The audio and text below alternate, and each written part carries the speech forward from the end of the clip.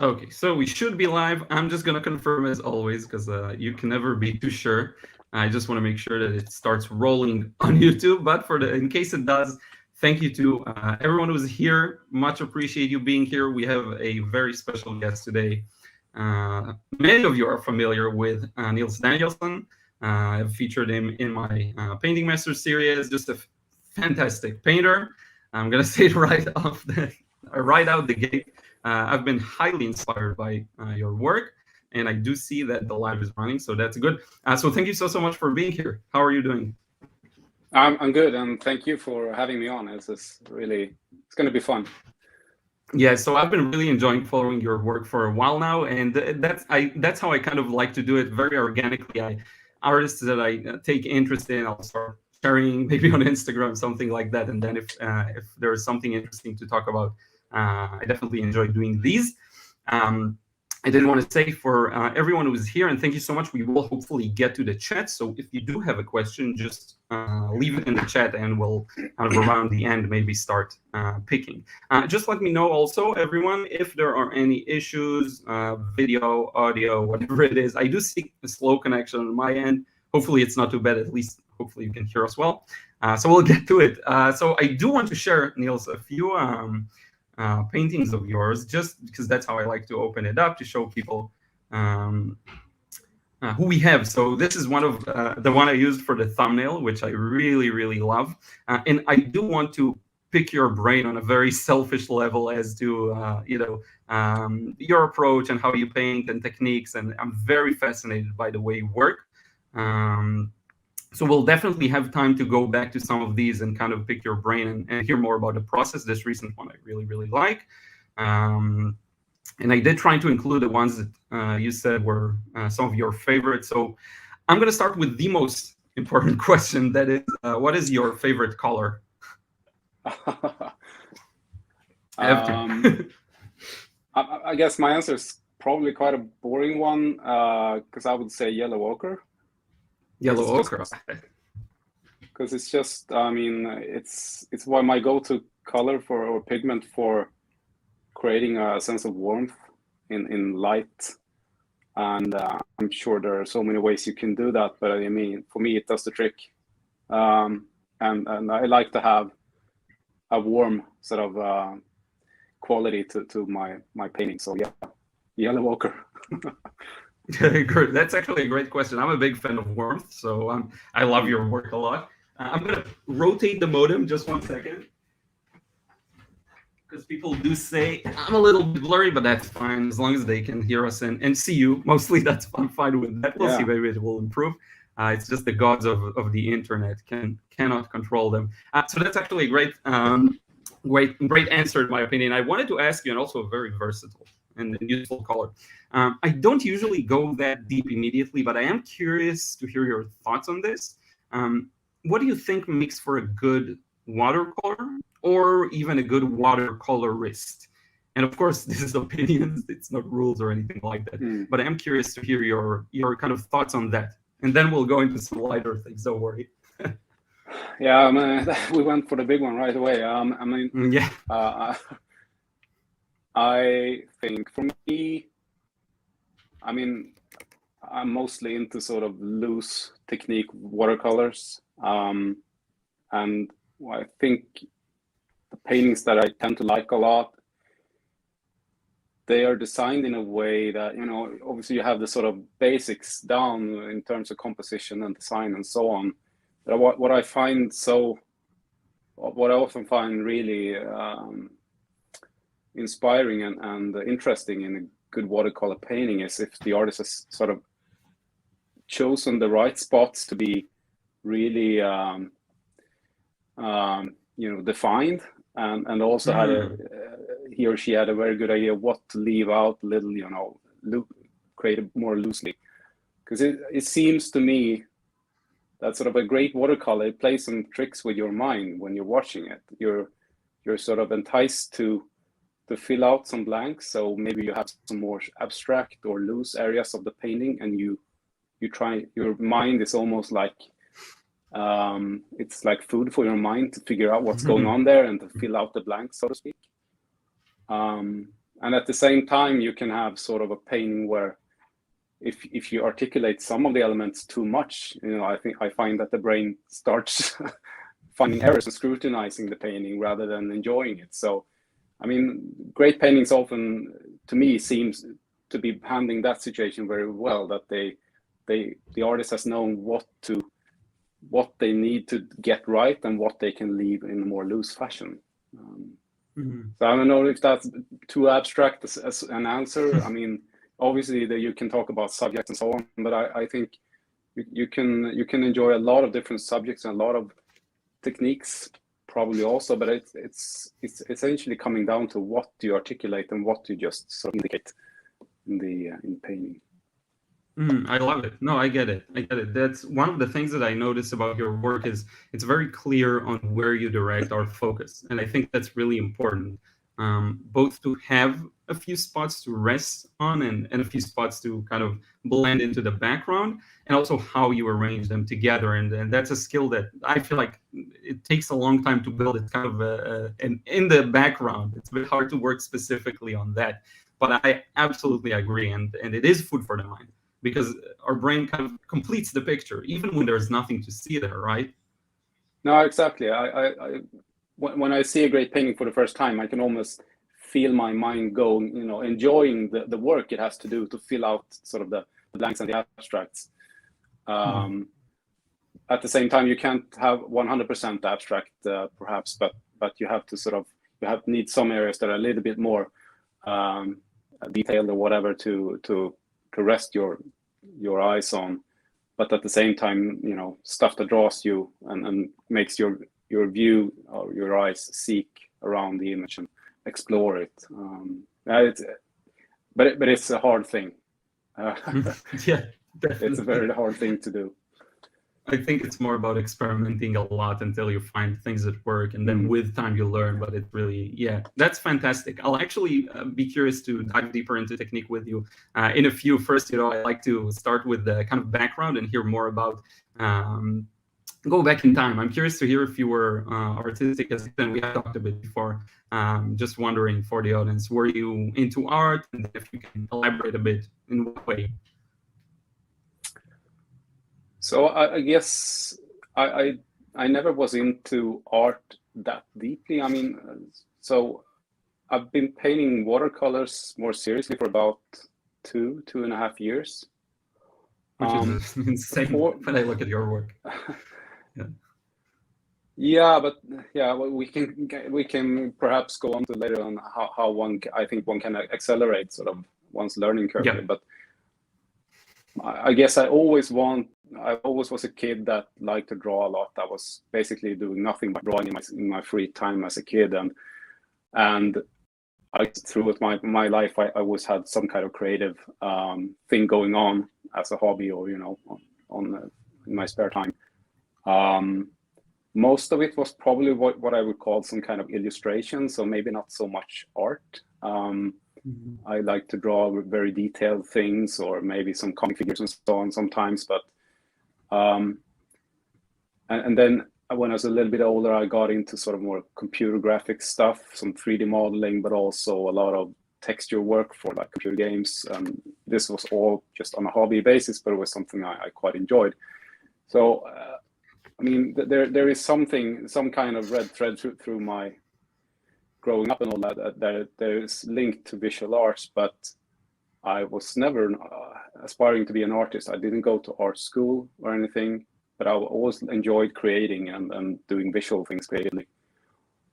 And so then 2 or 3 years ago, I started discovering essentially contemporary watercolors and the amazing work that is out there, and I was really inspired, started, gave it a go, and here we are. Do you remember, I'm curious, do you remember like the first maybe painting or so that you were like, well, it can be done? That's maybe not the exact painting, but it probably was after a year or so of sort of rather intense practice. I just want to give credit to you. You did an interview with I forget his name. Andy Andy Everton. Yeah, Andy Everton. Yes. And I watched some demo with him on YouTube, and he has a great way of explaining, how to achieve that loose technique and value studies and so on. And I think after that and some more practice is starting, something clicked. I started to get a hang of some of the things, and after that, I probably developed a bit more rapidly. But that was just an example, I think, how much you can learn and sort of improve your work from just being hanging out online, and I mean following the great work you do and other people so freely sharing their work and demos and so on. I think it's amazing. So much opportunity for people that like to learn to paint and draw and so on. Yeah, there's definitely a lot more information out there, makes it much more accessible, and I think it's important to balance that out with actually painting. I'm curious, so you got into that kind of mode of, maybe you started being inspired by traditional watercolor. So how does that look like when you get started with painting? Do you just start to paint here and there? Do you do it a lot? I think most of the time I tend to paint when I've had some new impressions. I've been out in the forest or out walking in the city and just absorbed visual impressions, and they start building into some kind of idea of a painting.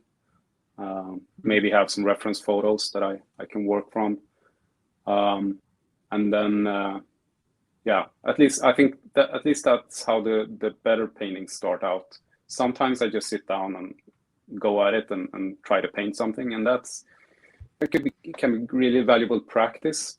But a successful painting, I think, usually starts with a pretty clear vision of what you want it to look like in the end, or at least what you want to communicate with, a sense of emotion or something. That's interesting. So would you say that most of your paintings, for example, the ones that I've shown in the beginning, are more planned? You kind of had a clear vision. Maybe you even did the preparation. Yeah, I'm actually not very good at preparing in terms of doing a lot of sketches and value studies and so on. I really recommend people to do that, but I'm kind of impatient. So when I feel like painting, I just want to start painting.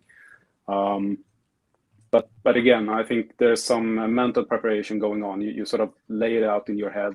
You start. I mean, a lot of paintings are essentially just problem solving. You have something you want to get across. You need to break it down and find out what is it about this image in my head that I want to create. What is it about it that's special? What is it I want to emphasize? What's not so important?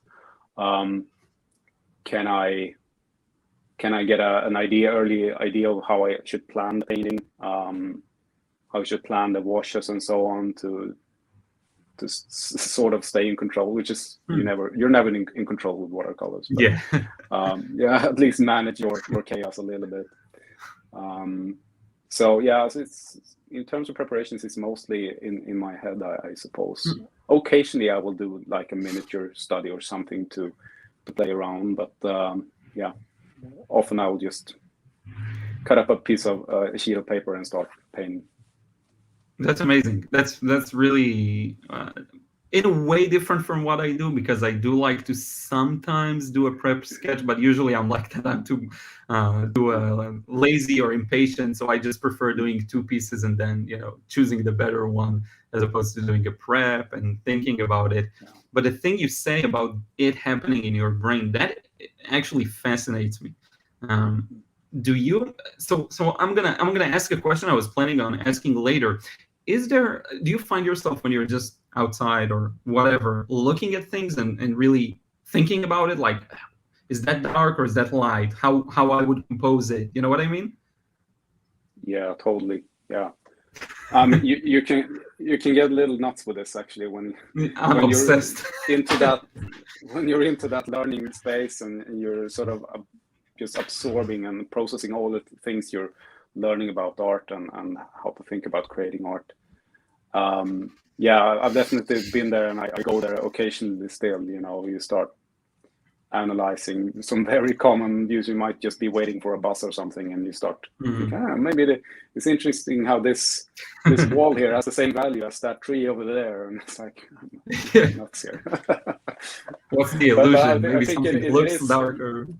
Yeah, exactly. I mean, it's sort of an analytical aspect of the whole thing that I quite enjoy. It's down to understanding what happens with your vision and your brain processing and everything, and how can you translate that to a sort of two-dimensional piece of paper. I think it's fascinating subject. Do you often find yourself surprised so you have some kind of a clear vision, right? And then you paint. Is it frequent for you to find yourself maybe surprised 2/3 into the painting of like, it goes well, but and according to my vision, but not as I expected? You know what I mean? Yeah, all the time. Well, or maybe it goes just like the plan. I don't know. I'm curious. No. I guess that vision I have is sort of a loose vision, or perhaps some sensation or emotion you want to carry across. Maybe I have a visual idea as well, but no, I'm definitely not at the place where I can just print out my thoughts on paper. You don't want to be there, I think. Maybe there are people who can do that, and they are admirable, I would say, if they can do it in watercolors. Maybe in other mediums it's more achievable, but watercolor is, it is a chaotic medium to work with, and that's what makes it so fantastic. Yeah, I totally agree. So I wanted to show you one painting in particular that I'm curious about. This is actually one of the first few paintings that I remember that I was like, whoa, I think this could be the first painting of yours I've ever seen. So this one, and people may laugh at me, you may laugh at me, because very often the paintings that we personally like the most aren't necessarily what the audience and I have a very weird and specific taste. For me, that's perfect. So I don't know, I want to get your thoughts on this one, if you don't mind. Yeah, that is a very unusual painting for me to do, probably. It was actually a great thing that there was a group of people on Instagram who did sort of a virtual plein air thing where they shared some reference photos of their surroundings, and invited people to paint it, and I jumped in. Just one of those great things that happens online and you can really learn from. This was a total chaos painting it. This is sort of a single wash go at this. There's no sort of light, medium, dark wash approach to this. It's very much everything in one go. A lot of sort of fresh pigment out of the tube, more or less, and I wanted some really bright colors because we're looking at these ships with the sunlight coming from behind. So it's all very bright and high contrast and stuff. I remember painting this one. It was you had your heart in your throat all the time. It was pure chaos, and it came out the way it did. I kind of liked it, but it's that especially it's not very typical way of sort of, it's not my typical technique, perhaps. But sometimes it's I think you should always try to do something weird like that also, not to get too comfortable in always doing the the 3-wash technique and staying in control and hair dryer there and all that, but try to do something messy sometimes, and maybe it comes out okay. I definitely agree. I love that idea of breaking your own patterns. I want to direct everyone's attention to that ship top right, or yacht, whatever it is, that the white one. That is perfect. I can see the windows, I can see everything. I love it so much. Let's get back to us for a moment. But this, because when I saw it next to, I believe you posted both the reference and the painting. So I would encourage everyone to actually go and check out, and I'm going to put it here. The link to your Instagram is in the description box. I would encourage everyone who's watching to check it out, this specific post, because seeing it side by side is really interesting to me. And those kind of processes where, so I like what you say about, that 3-wash kind of pattern where first underpainting, then you put in the shadows and major shapes. That can be so boring sometimes. And I personally sometimes just feel like painting a boat in the middle and then building everything around that. Or if there's one thing I really like about the scene, I'll start from there and challenge myself to build around that. And maybe that will be the focal point. And then you have to start thinking, what will I blend? What will I leave sharp? So I love that kind of idea. Do you feel like that process was a bit of a mess, like in that way? Yeah, I mean, I think what you say is completely true. The sort of 3-wash approach I think it's very good to learn, and sort of it helps you manage the chaos a little bit, and you can use a hairdryer and in between washes and all that. And I think it's a great way to build confidence and all that. But like you say, I think some of the best, I wouldn't say my best paintings, but best painting experience is usually when for some reason I was just too tired, or for some reason I did it the wrong way. I started in the wrong, I started with some midtones somewhere, or, and just let it happen. And sometimes that is just, you'll have a great painting experience because you discover that you can achieve things you can't achieve with the sort of 3-wash approach. And sometimes you achieve the same things, but a different way. And especially if you dare do more like a la prima approach to it, and just go wet and wet and wet and wet, and let the flower colors and water just flow all over. I mean, maybe you'll have a pretty high chance of ending up with a mess, but it might be a pretty interesting mess. So yeah, it's fresh. Always. I would always, encourage both learning the sort of safe approach to things, but also experiment a lot. It's supposed to be fun to paint, so. Yeah, definitely. And I think this mess it's more like a switch to turn on freedom, because very often, even when you're intermediate, we can have this tendency to really narrow down on one way of doing things. And sometimes if we can all be self-conscious enough to just try to do something new consciously, it'll be great, but that's not always possible. So then you have to maybe go the other extreme, go a little messy, and find that balance. That's what I find, at least. So I want to do something. You use a different technique to loosen your sort of imagination around the subject as well. Yeah, different technique, different materials, even different paper, whatever. Start with a different process. Like I like the idea, and I'm gonna do more of that. Painting just watercolor, no pencil, nothing. Kind of like I've seen Young Chen. I don't know if you're familiar with him. He sometimes does that. He has a really good channel on watercolor.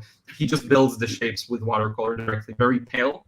So it's just building it up, and if it's light enough, you can base an entire painting on it, and everything looks good. So yeah, no pencil. I agree. That's also a great way to sort of try different things. So do a very detailed drawing. Don't do no drawing at all. Yeah, I would encourage everyone to play around like that. I should do it more myself. Exactly. That's how it always is. It's like, oh, I should do this too. The thing I recommend. So I want to go over a few more paintings, just real quick, because I have another question about them. Then we'll get to talk a bit about learning and how to improve in the process. I'm curious about one thing. So you did, when you sent me some paintings, you did include a folder. And by the way, this is another one that I absolutely love. That the way you portray the grass here, it reminds me of like old, even oil paintings in a way, of those scenes and everyone with the umbrellas. And I don't know, it's fantastic. I'm curious about one thing, and that is because you did mention, some of them are your favorites. Like this one, I really, really like, even though I don't think that was one of the ones you said was your favorite necessarily. But I'm curious about these paintings that are your favorites. What is it about them that makes them so? Is it the fact that you were able to maybe convey your vision, or it's just you enjoy painting them? It's a mix of all. Just curious, Yeah, if I had a great time painting them, I will probably feel fondly about the outcome. Although sometimes I realize that maybe nobody else would really appreciate this painting. But yeah, I think the painting experience is a high sort of motivation factor for me, and it's something I really seek out. But of course, it's very satisfying if you have that vision and you have a real feel for the subject. It's a subject of something you're, a place close to where you live, or a place you love, and you manage to get across what's at least part of what's special with that place. If you're doing a landscape, for instance, and that's great. And sometimes I just feel geeky, and feel proud if I manage some new kind of technique or tried something that's just difficult and came out alive. That might, and it's very subjective. I don't know what people like on the other end. People that see my work, but for me, those things are that stuff that makes me carry on and paint another painting. Yeah. And I think it's a good point that probably most artists don't know. I, to this day, have a feel. I know what paintings I love of myself, but I'll never know what will perform well in terms of the feedback. Never. It's always a surprise. This painting that I'm super proud of, and it's you just got all the washes effectively, and everything works perfectly, and then it doesn't get as much response as a painting you don't really like. Sometimes that can happen too. I think as artists, that's the only thing we can do, channel whatever we have and hope,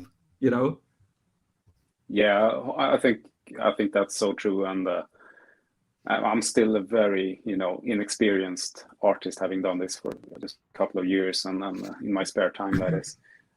But I think it's part of the thing where you share a lot of your work online and so on.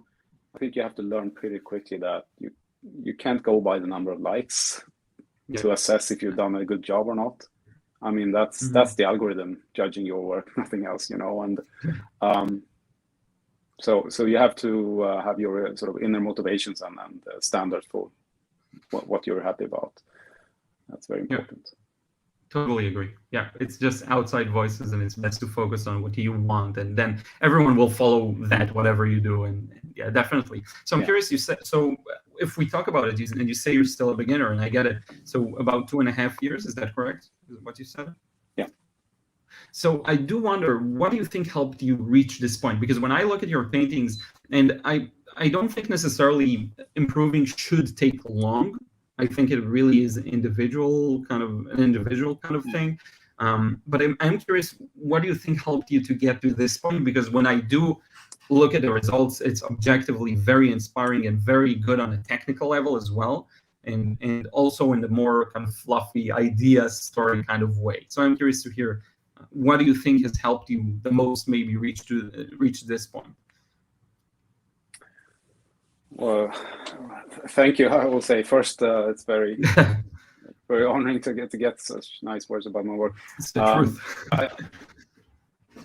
I guess, as I said, my background is not in arts or anything, but I did play around with various forms of visual illustration and things throughout my life. So maybe that is something I could call upon a little bit.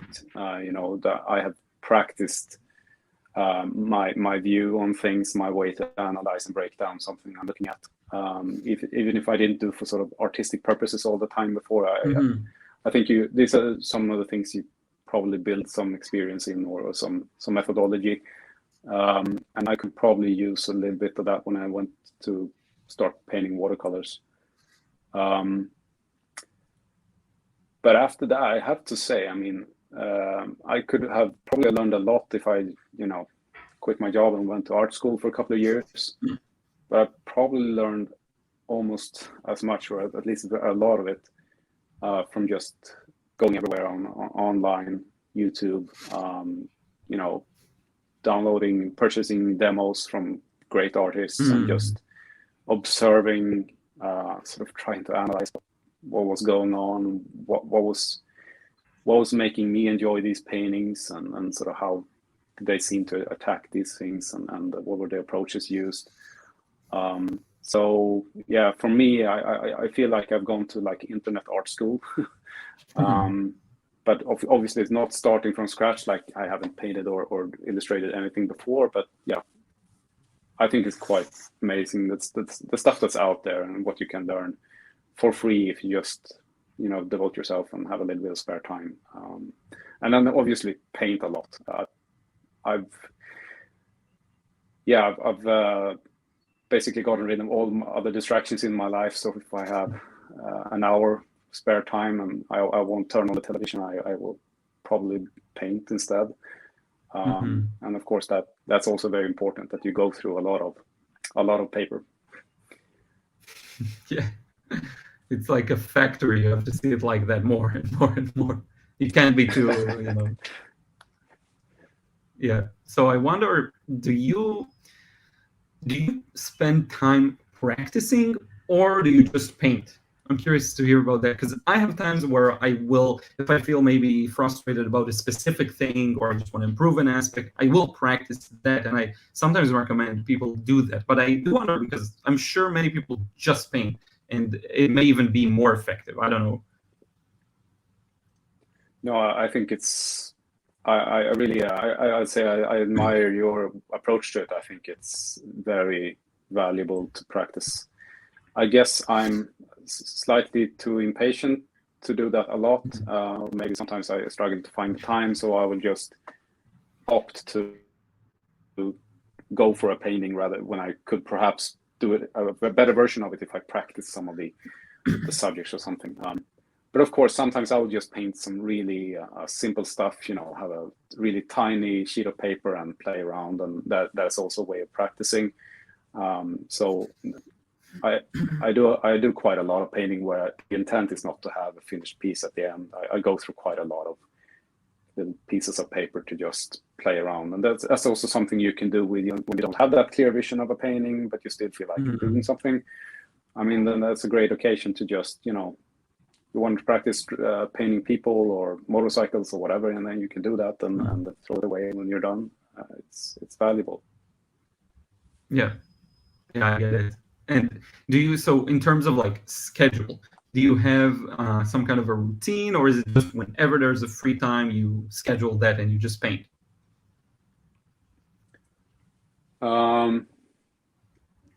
No, but I would guess I try to make time for painting 2 or 3, maybe 4 times a week, depending on. I mean, I have an ordinary job during the day and so on. So and kids and family and all that. So it varies. Sometimes you have the time, sometimes you don't. But man, I think watercolor is so forgiving as a medium here, because you can sit down. If you have 1 hour, you can achieve something in that 1 hour, and that's not true for a lot of mediums. So I think that's also why it's such a, it's a great medium to work with. You can really explore things fast, and it's not super expensive. If you fail, it's just a piece of paper, not that expensive. So yeah.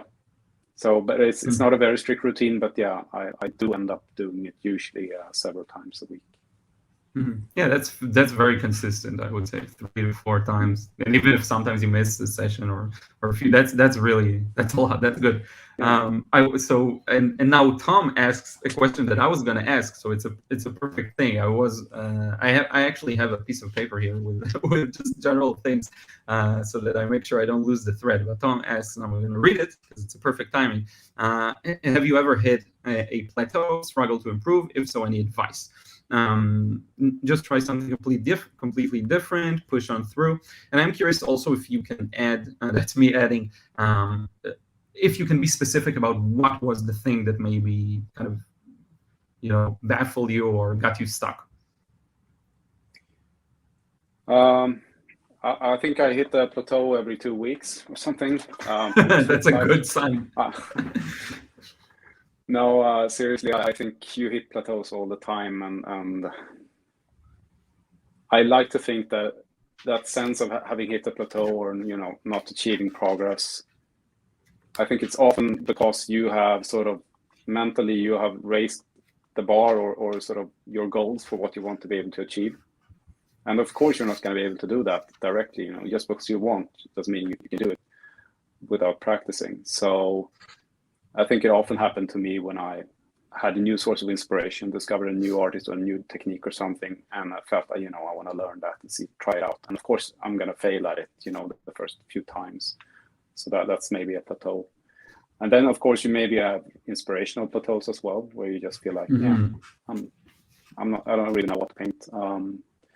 And those, I think you should just, relax about them. Usually what I do, if I feel like I'm not super inspired to paint, I will just look at some work from some really great painters that I admire. And usually that gets me inspired again to sort of see if I can only achieve 1% of what these degree masters achieve. And but everyone has their own techniques, I think. Yeah. I wonder who kind of inspires you. I sometimes just go on Instagram, the first thing I see inspires me, but I'm curious to hear if there are any specific even influences or I mean, it's dangerous because there's so many. Of course. People You'll can forget go to my 99% of them. People can go to my Instagram account to see who I follow, and those are the guys, like several hundred. But no, there is. If I would have to pick one sort of contemporary artist that I keep returning to for inspiration, it's Xian Wei from Taiwan. Whenever I sort of dry up in terms of inspiration, I will look at, go to his Facebook or whatever and look at some of his work. And he has some great materials there where you can see how he's sort of doing plein air, and you can see the subject, and you can see the painting and how he attacked the whole thing, what he removed and how he rearranged the composition. Everything I think it's mind-blowing to see his work. And it's so it's so diverse. He has very classical style on some of his paintings, very, very abstract in some others. And I never stop, feeling amazed by looking at his work. Yeah, yes. And I know you appreciate him as well. You've covered him, and it's it's great stuff. Yeah. I also did I also covered painting masters, and also he has these 2 videos on YouTube that I'm sure you've seen because you mentioned it, plein air. I think one is in Barcelona maybe, and another one is kind of the beach where you see the boat. I think we're real watercolor nerds because you know what I'm talking about. I think it's like if you search enough, you'll totally find geeking out here. You can find everything. It's crazy. Yeah, and I watched this process like 5 times because you see every brush mark, and every brush mark is calculated. It's like this, and the sparkle on the sky or the walls. It's all there. Like he knows what he's doing. He sure knows what he's doing. I think he has been doing it for a bit longer than you and me, though. But it's just amazing. Honestly, I think a lot of it is just putting in the time. Whenever I find, and to connect it to what you said earlier, whenever I find I'm being very frustrated with my work, it's mostly just the standards, as you say, increase, because it's a bit of a it's a trip, because you start being unhappy with things you were happy about before. And it's just you see all the places you could, I mean, I'm going to talk about myself, but I see all the places I could improve and all the subtleties that maybe no one even notices. And you know what, sometimes maybe even in the grand scheme of the painting, it's not as noticeable because people tend to look at the major shapes. So sometimes it could be something even small, but I'm seeing it and I'm frustrated by it. And then it takes a lot of I have to sit and fix this, obsession, Yeah. Totally agree. I think and especially I think it's quite interesting because I'm not super censoring what I put up online and so on. I like to share sort of my learning journey. So I'll put up paintings that I'm not 100% happy with and so on. And as we said before, sometimes people like those paintings a lot, and I realized that I was frustrated about some pretty geeky technique thing, that doesn't matter to the people looking at it. It's just in my head. I wanted it to be slightly different for some reason, but that's my own problem, and I'll get it right next time. So, and always just give yourself a break. If you're not happy with a painting, let it rest over the night or a couple of days, and look at it again, and maybe you'll find that it's actually it wasn't so bad. You were frustrated because it is really it's hard work painting watercolors, and you're on there. You know, it's stressful. Your stuff is drying on you, and you're running, you know, against time and all that. And you can come out quite exhausted and be like, this was a mess. I'm not happy with this. And then you look at it 2 days later, and maybe it's like, it's got something. Or maybe I can at least say what went wrong, and I can do it better next time. Yeah. Like every live stream where I paint, where I demo, it's always the disclaimer of I have no idea if it's gonna be worth anything, or you just can't know in advance. What's funny is I find that if I talk about it, because I have to explain everything I do, it actually brings out a better result. It makes me think. I don't know. That was weird to find out. So the first live stream I did, I was like, wow, that's actually a good result. I was very pleased. That's interesting, and I admire your bravery to do. I mean, seems very intimidating to paint live and online like that. But it's interesting that you feel that it's helping you to talk through the process, and maybe that is something that one should be a little bit aware of. That you really need to take a step back and really sort of maybe verbalize or at least get a perspective on what you're doing all the time.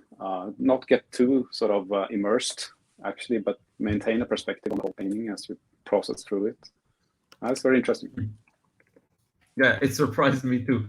I wanted to ask, when you just got started, I'm going to answer. Marina Borrell asks, not Marina Borrella. Shore asks about the artist, so I'm just going to write down the name.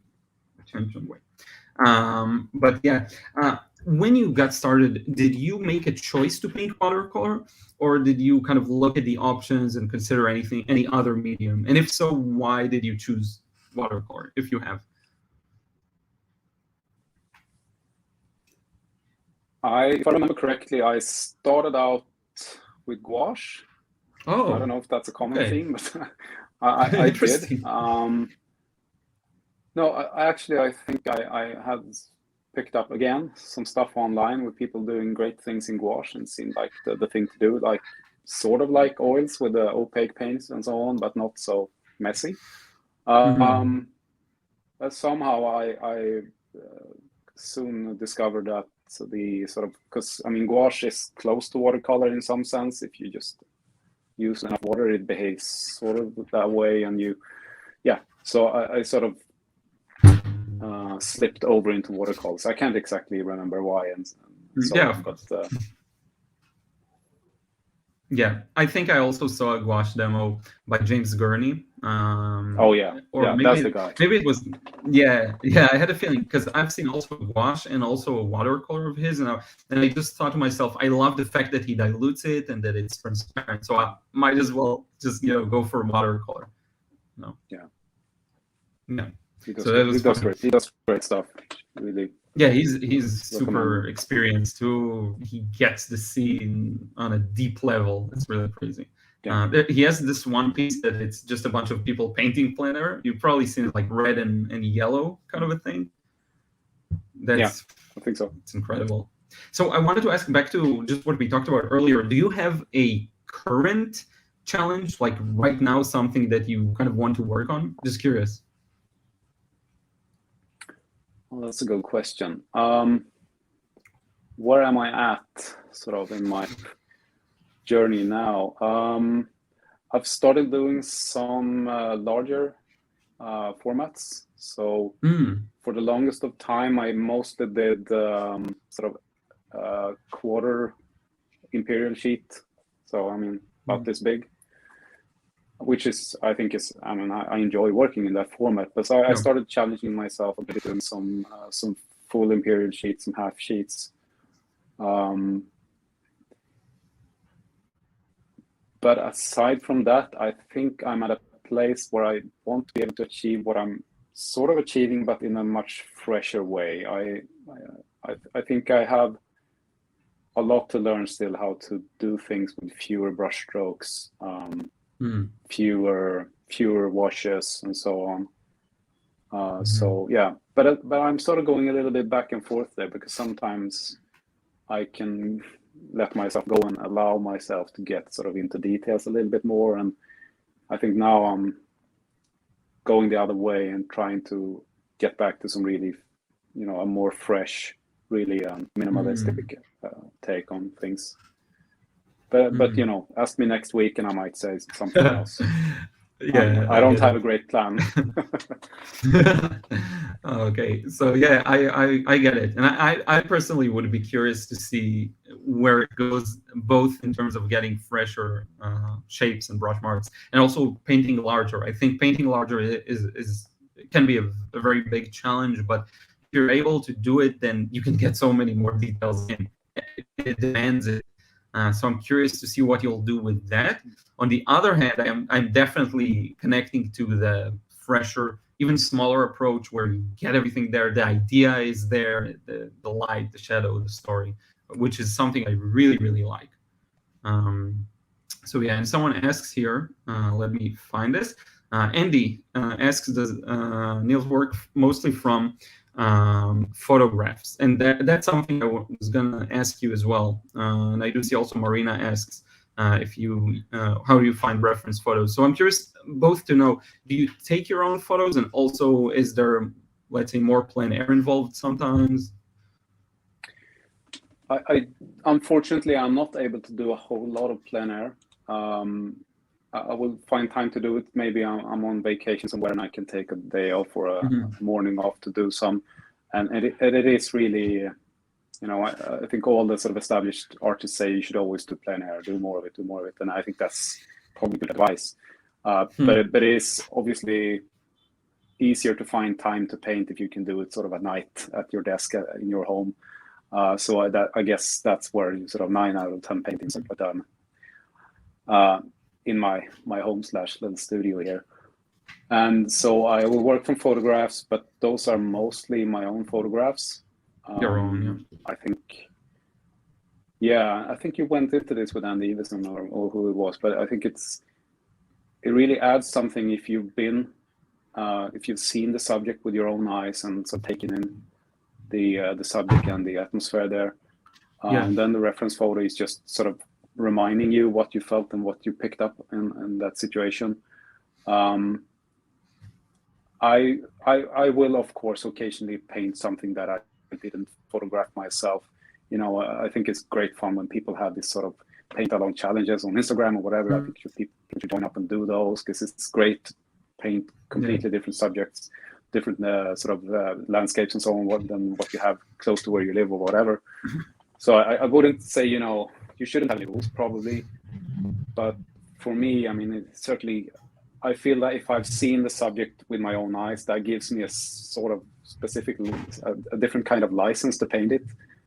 It feels a little bit phony, perhaps sometimes, to paint something you just find online, but yeah, I think that's also okay. So not everybody is blessed by having, you know, nice surroundings and beautiful subjects every day. So you should definitely not avoid painting stuff you find online or other people's photos like that. But yeah, if you can sort of soak up the impressions firsthand and then just grab a photo reference, and that's really good.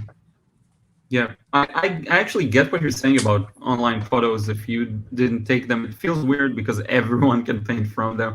And when you took the picture, you know, you're pretty much the only one. Plus, you know what you like. You know, I find that I really, when I take a picture, I frame it and I really try and get it. And I'll do one zoomed out so I can maybe crop it later. But you just know what you like. And I did hear quite a few artists saying that the painting process actually starts when you take the picture. I don't know what your thoughts are on that, but I can definitely relate to that. Yeah. There's something to that, I think, especially that. I think that's very helpful to have the photo because you can crop it and you can figure out some things about the composition in a more controlled way. So I think that's really helpful. But again, I think identifying what makes a good scene or subject is really valuable if you can do in real life. I mean, taking the full brightness of the light and so on. I mean, a photo will have a limited dynamic range, so you know something really bright won't be as bright in the photo and so on. So you're always a little bit detached from the subject compared to seeing it in real life. So combination is best if it's possible for you. I agree. Yeah, and don't hear this, everyone, that you can't paint from online photos. Of course, like do whatever works for you. That's my approach, at least. It's more of a journey of discovery, I guess. I will take one more question. Gail asks, Niels, have you done any YouTube demos? I couldn't find any. Now I will answer just real quick for you that there is a really good one on Instagram. But yeah, let us know. Yeah, I've done a couple of really simple process demos, I guess, for some of my paintings on my Instagram. I've not done any YouTube ones yet, so maybe that sometime in the future that will happen. But yeah, can't promise The demo. anytime soon. Yeah, definitely, and do what you have to do selfishly, because that will produce the best result, and that's what I want to see. The real thing. I do think so. I wanted to ask, the demo you have, is it an IGTV, or I think because it was a longer for like 13 minutes, right, on Instagram, the newest one. Yeah, I think I it did was. a So I will longer recommend. one. I did a longer one. There's also some of my paintings I've added sort of like a sped up version, like a speed painting demo of just the very sped up process of painting them. So if you flip around on some of the paintings I've uploaded, you can sometimes find a video. I should try to do that more, but at the same time, switching on the camera makes you kind of self-conscious. And yeah, so yeah, I want to be a painter first and a video content maker second, possible. I personally really admire that, because there is this, it's a trap, and sometimes I personally fall into it too, of wanting to. Sometimes it's the feeling of need to make content, but very often I just really enjoy sharing. So I'll be very happy about something, I want to share it immediately, but sometimes you need to take a few steps back, and I really admire that. I think it's really important. There's actually one more thing I wanted to ask on a more technical level, because I'm personally very curious. And maybe I'll put a painting in the background. Your colors are very realistic. So I'll go back to this one. Like, if you take a few steps back from it, it has this photorealistic quality to it. I'm going to share another one where I think this is prevalent. This one too. This one as well. And of course, that's my opinion, and everyone will have a different kind of opinion. But these paintings, and this one, of course, that lower section with the wet and wet is just genius. I do wonder, how do you go about choosing, if you will, your colors? Do you know in advance what your color scheme is going to be, or it's kind of a more spontaneous process? Because there is something elusive to colors that I'm personally just now learning to properly match them. And I don't even know if you match them properly most of the time. But still, there is this realistic quality that I think is not just from the values. But correct me if I'm mistaken. What are your thoughts on that? Yeah, I mean, that's a good question. I would say I always paint with a very limited palette. So, stick to one set of, one blue tone, one reddish, one yellowish, maybe some brown. So I guess that's a good start. At least you can try to mix more things in, but I think that's a very good way to achieve harmony within the sort of the use of the image. I think for the realism, it seems to me that the values are perhaps more important than the use. I think if you look at a painting sort of zoomed out or at the distance, and you get a sense of realism, I think that's usually because the artist has gotten the values right. So he or she has identified where are the darkest darks, where are the midtones, and so on. If you do that, you can probably get away with quite a few weird things around the use. But again, keep your palette limited if you can. Yeah, I try to stay clear of primary colors. I mostly use different secondary ones. I think that's useful to me, at least. Really? So, like for red, I will almost always use a pigment called Windsor Orange. So it's quite a warmish red, and I think that works for most reds I use. I'm gonna look it up. Windsor? Windsor Orange, I think it's called. Orange? I'm curious. Oh, okay, interesting. So it's kind of an off primary. Yeah. Oh, And that's for really greens, I will mix interesting. like cobalt turquoise and quinacridone gold or something like that. And yeah, try to work with the secondaries and blend what you need. I don't know if that's answer to your question, but yeah. No, it's Again, actually I very think interesting because I stick to primaries mostly. I want to mix my own secondary colors. It will almost never be just two. It will always have the third primary to mute it. You know. yeah, and that's great if you want to mute it, but if you need to go bright, I think you almost have to find a Yeah. secondary color that does the trick. And yeah, and it's always easier to mute something down, obviously. Yeah, of course. But as a general approach, I am a proponent of just get maybe two versions of every primary, like a warm and a cool, and use that for everything. So you have paintings where you just use secondary colors, actually? Well, maybe I'm not 100% sure what we define as secondary and primary, but yeah. Oh, yeah, no, I will just very like rarely blue, do red, something and like, yellow. To me, yeah, primaries are just exactly. blue, red, I and will, yellow. yeah, so like French ultramarine, yellow ochre, Yeah, and stuff some like that. whatever standard. I mean, of course, sometimes I do that, and sometimes you do it just to try it out. But it's usually not what I end up. I will usually use some other. Of course, French ultramarine is hard to get by without if you want to go do your real dark blues and so on. But yeah, I would at least say that I depend quite a lot on having a few of those secondaries in my palette. That's interesting. I But had no again, idea. I'm gonna steal that. it's I think it's it's all blues, reds, and yellows in the end. So in some variation. So one shouldn't obsess about these things. Do what works for you. And again, especially if you're a beginner, don't buy too many pigments. Get some of the basics and learn to mix and work from there. It's a waste of money, energy, and it ends up looking not as good from my experience. So yeah there exactly. is this painting I want to ask you about. So this, I'm curious about the process. I really like this one. It's funny that it's like the one I wasn't necessarily expecting. But so did you start from the center and then kind of add the surrounding, or how did you approach this one? And also maybe what inspired you about it in particular? This was actually just me trying to do some still lifes, which I barely ever do. So it was one of those, challenge yourself exercises.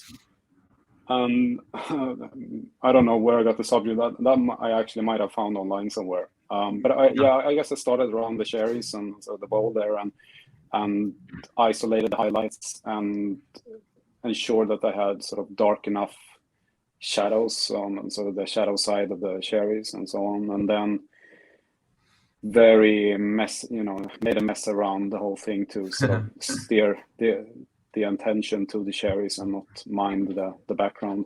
I think I also did this on a sort of a cheaper quality paper because you can see the color, the pigments that have been smeared around in a way they won't quite do if you're doing it on proper arches or saunders.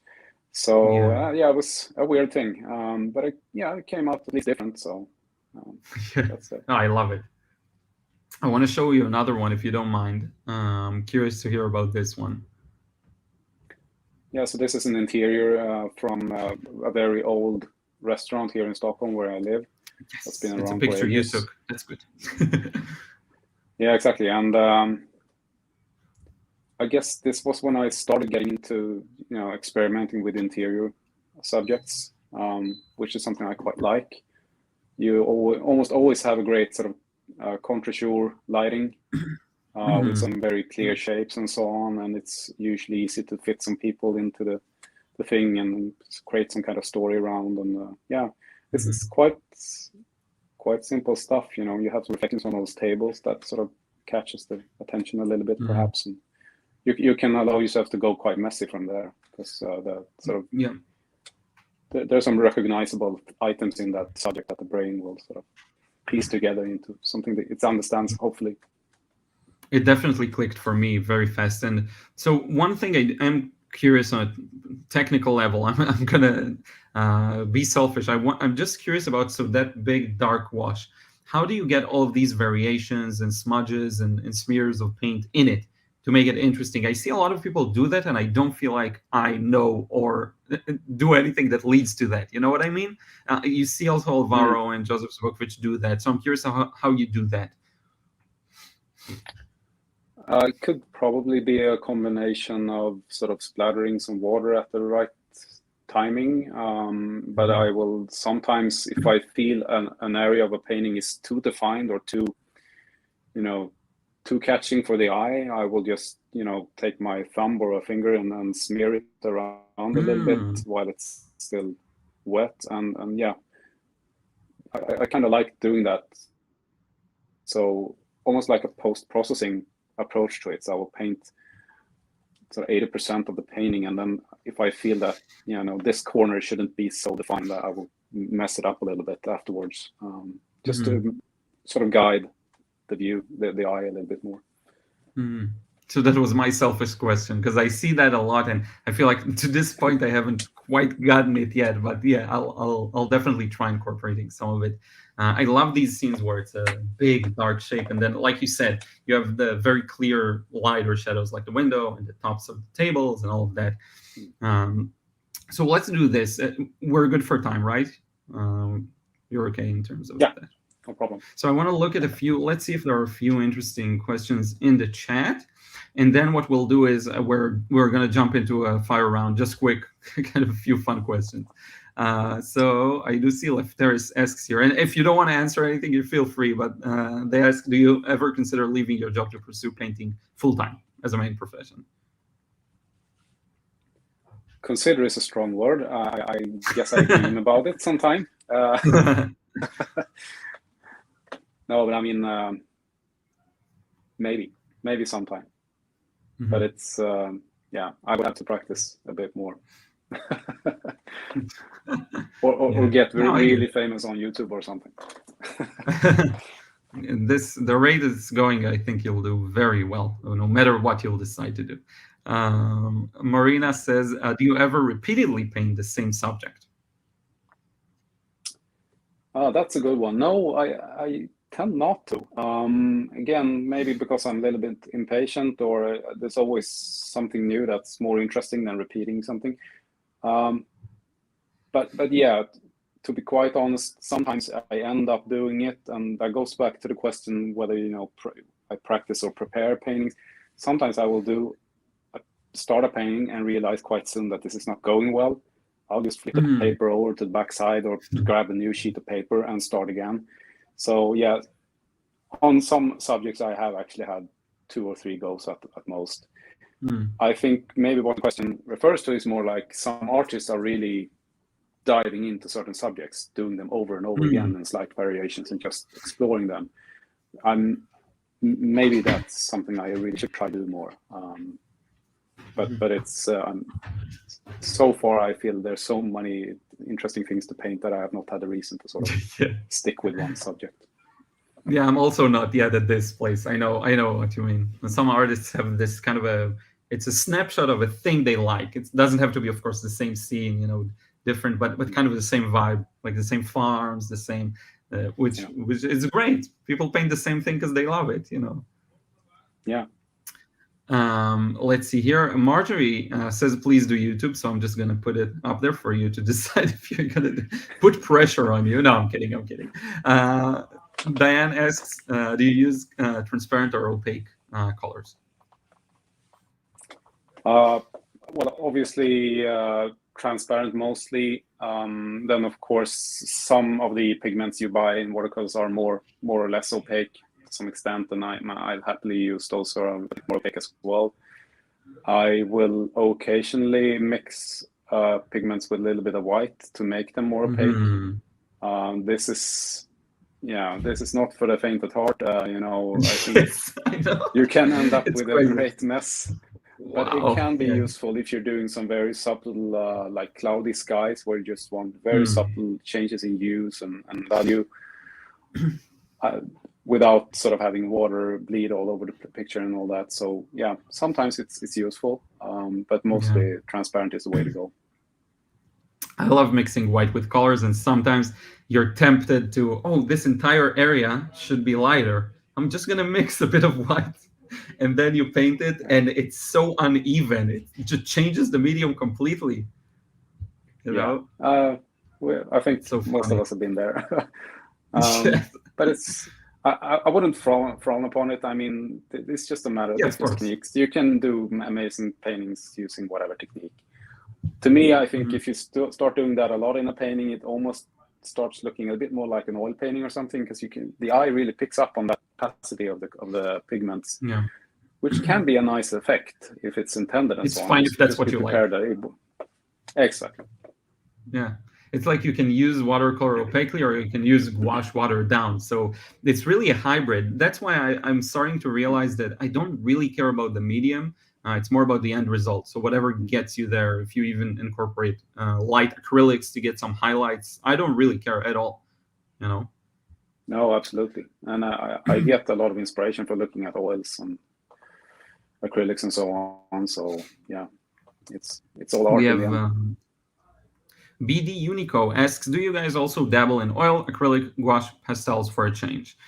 So you did say that you kind of got started through gouache, but I'm curious to hear if you, at the moment, sometimes try something like that.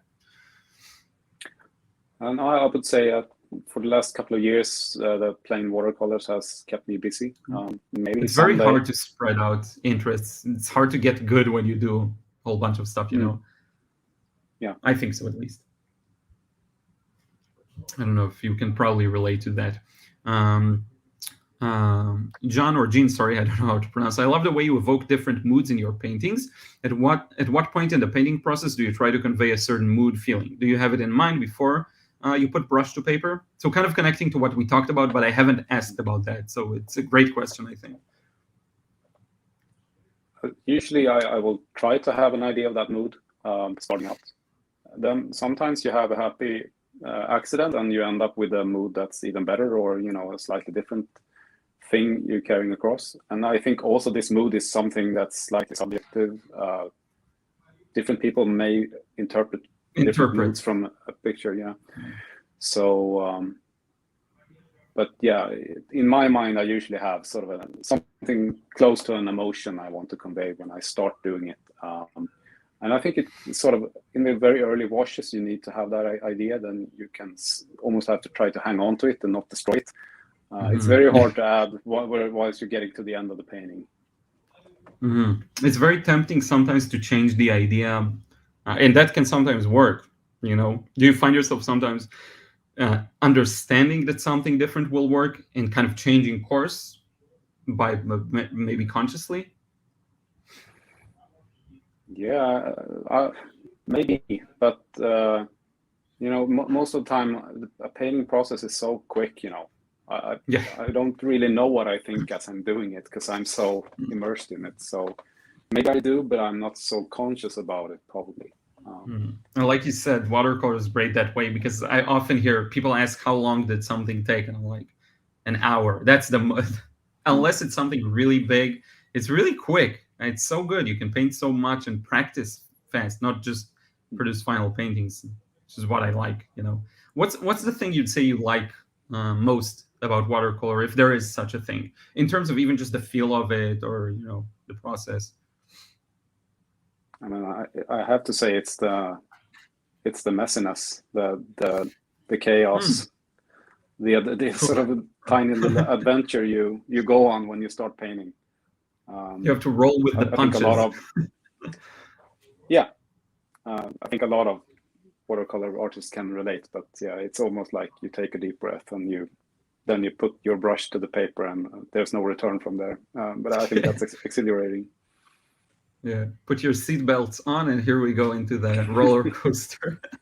Yeah, I love that. So let's do this. Let's go into some quick fun questions, and then we can move towards wrapping it up. And if anyone wants to ask a question in the chat, just add it, and we'll go over it. I do see Aniruda asks, you mentioned wanting to use larger sheets. Do you intend to do more detailed paintings or paint looser?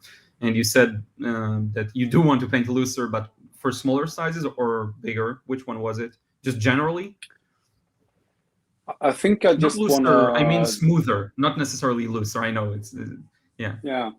No, I don't think I want to scale up just to add more detail. I think it's just an Mhm. interesting challenge to be able to do the same thing in a larger format and maintain sort of Mm. that looseness and perhaps not go into more detail.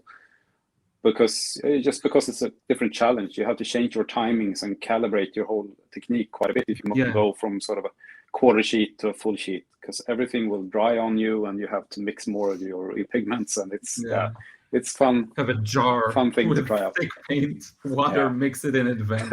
Yeah, Yeah. yeah. I can't wait to do that. I actually wanted for a while. So we'll go into I always say this and then I end up reading more chat. So you will forgive me, Niels. But just Lola NP says, wow, the reflections on the table is incredible. So just wanted to say that.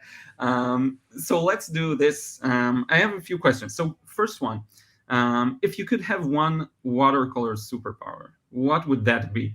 So think really whatever you want. You can prevent the water from drying. You can mix paint instantly. Wow. This may sound like a cliche, but I think the superpower one really needs is to know when it's enough and put away the brush. Mm, that's a Um, great answer. Yeah. So you can have this kind of a thing that tells you no, enough, no, stop now. It's interesting because yeah, I don't experience that. I know a lot of people do. I always know. The problem I had in the past was not knowing what to put in. You know what I mean? I never had a problem of knowing when to stop for some reason. I don't know. Maybe that's just me. yeah. I think I think that's probably more common that you don't know when to stop, but maybe I'm wrong. Mm, At least if one has more of sort of an illustration background, when you start up, you're meant to put in a lot of details and make it look really realistic. That's been such a learning process for me to go from illustrating to actually creating art, yeah. which is a That's very true. different thing. So I still have some illustration reflexes, I guess I need to get rid of. Mm, that's a great point. Yeah. Illustration is more like the symbol behind things, but sometimes I find that just to go beyond that and see things more clearly in a way. Mm, yeah, And it's very surprising because what looks like a very bright color ends up being very muted because that's nature, very yeah. affected by the weather, the sun, the whatever it is. Yeah. So let's do another one. If you could only use three colors for the rest of your life, which ones will you choose? I mean, if I Yellow end up on ochre. a desert island, and it's blue, yellow, and red some way. Any Because one of those. that allows you to do most other use. Do you have But a I favorite wouldn't blue? be a happy painter. Do you have a Sorry, favorite so blue? I'm curious. um, no, I think it's hard to pick a favorite. I mean, Mm. yeah, I mean, cobalt blue is so useful, but so is Yeah. French ultramarine, cerulean blue. They all have their place in different moods and lights and time of the day and so on. But of course, like French ultramarine is sort of a Swiss Army knife. You can mix it up to make grays and other really Yeah. dark pigments and so on. So maybe that's the most versatile, but in the end, you probably don't want to make a blue sky with it. So yeah, I think you need a couple of these classic blues to get by, I think.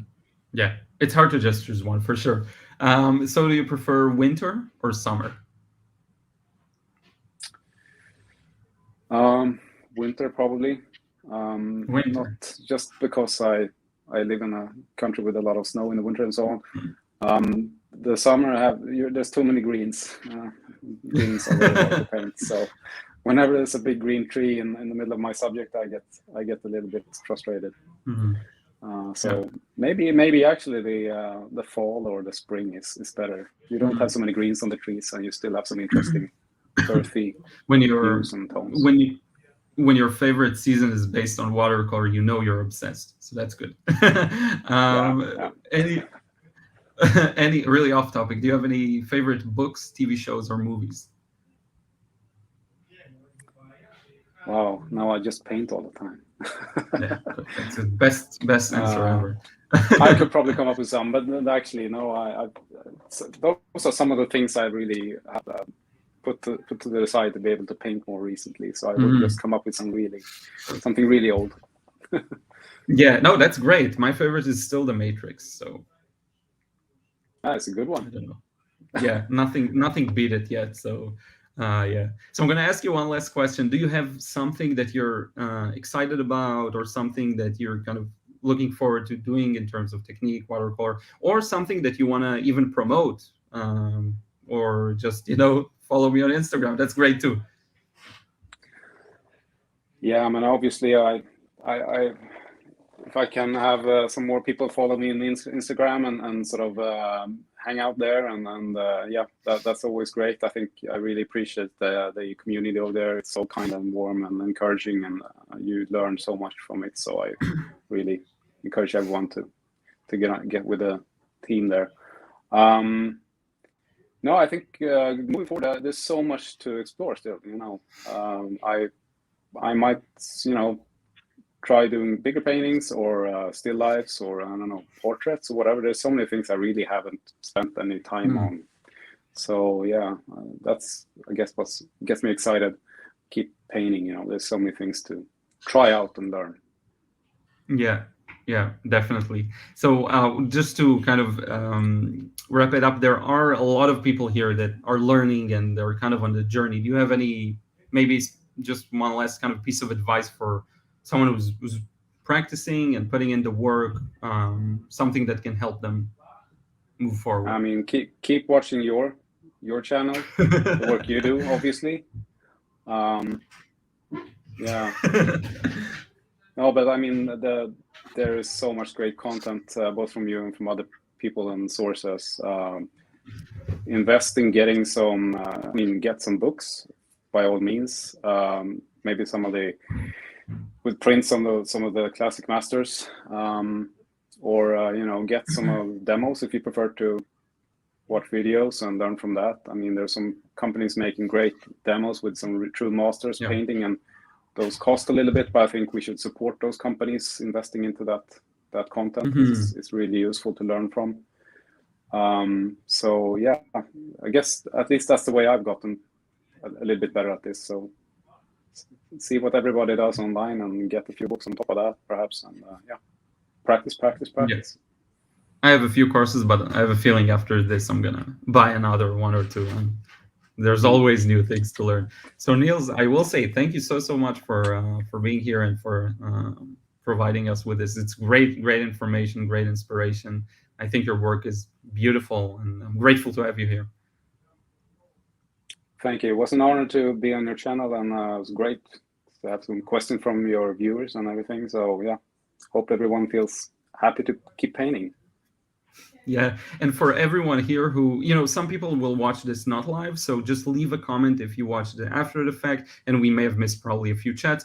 Just leave a comment with your question, and I'll definitely check in and see if I can answer a few. And if you feel like, you can pop in the comments and answer questions too, if anyone, asks something of interest. So thank you so much to everyone. I'm gonna turn off the stream, but we're gonna stay on for a few more minutes, okay? So don't hang up, Nils. So thank you so much. We'll talk to you again soon, everyone. Cheers. Thanks.